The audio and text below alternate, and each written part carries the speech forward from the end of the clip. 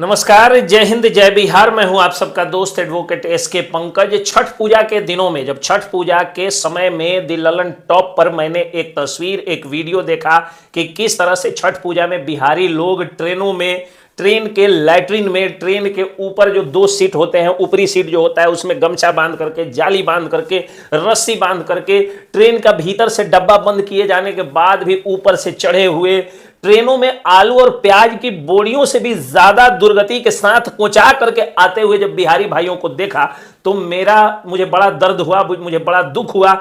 ये एक मार्मिक तस्वीर थी और मेरे ऊपर तो उन गरीब और मजदूर भाइयों का जो बाहर में काम करते हैं, वैसे गरीब भाइयों का तो बहुत बड़ा एहसान है, क्योंकि उन्हीं लोगों ने मुझे अपना वकील बनाया और एक कुछ नाम दिया, कुछ शोहरत दिया और मुझे जो है वो प्रसिद्धि दी, मुझे रोजी रोजगार दिया, मुझे रोजी रोटी दी। इसलिए जब अपने ही मुवक्किलों को, अपने ही फैंस को, अपने ही समर्थकों को जब मैं एकदम आलू प्याज के बोरियों की तरह, एकदम सब्जी के बोरियों की तरह कोच कोच कर आते हुए देखा तो बहुत दुख हुआ। फिर उसके बाद अभी छठ बीता, तब तक जो है जाते हुए भी तस्वीरें आ रही हैं, तो उसी तरह से एकदम कोचा कोचा करके पूरा ऊपर से नीचे तक लबालब भीड़, ट्रेन के पहियों तक लटके हुए, आखिरी पैदान पर लटके हुए मजदूर भाई जो 24-24 घंटे की, 20-20 घंटे की यात्रा जो है खड़े होकर के या लटक करके कर रहे हैं। ऐसी मार्मिक तस्वीरें। और इस देश में मैं एक वकील हूं, अगर उस तरह का व्यवहार जानवरों के साथ भी कर दिया जाए और सोशल मीडिया में ये तस्वीरें आ जाए तो एनिमल बुचरशिप एक्ट लग सकता है, एनिमल क्रुएल्टी एक्ट लग सकता है।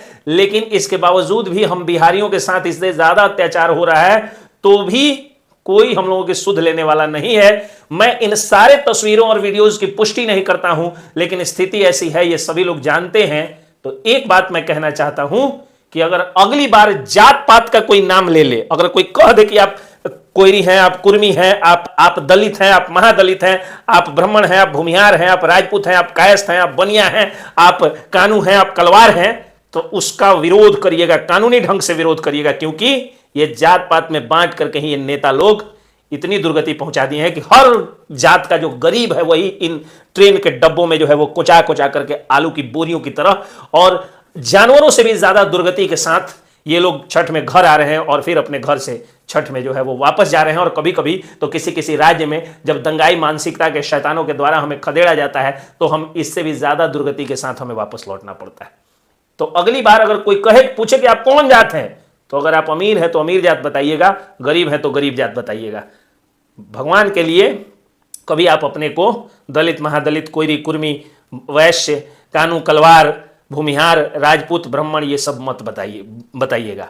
जीजा और दामाद जरूर जात का चुनिएगा, लेकिन नेता जो है वो मेरिट देख करके, शिक्षा के नाम पर, रोजगार के नाम पर, चिकित्सा के नाम पर ही चुनिएगा, अन्यथा इसी तरह दुर्गति में हमेशा पहुंचिएगा। एक बार जात पात छोड़ करके वोट दे करके देखिए, मुझे उम्मीद है कि आप एसी डब्बों में, रेल में सम्मान के साथ आप वापस आएंगे और बाहर जाएंगे। और अगर भगवान ने चाहा तो बाहर आपको जाना भी नहीं पड़ेगा। एक बार आप रोटी, रोजगार, शिक्षा और चिकित्सा के नाम पर वोट देकर के देखिएगा। अगर कोई जात पात का नाम ले तो उसका कानूनी रूप से विरोध करिएगा, कड़ा विरोध करिएगा, क्योंकि हम लोगों की एक ही जात, बस गरीब।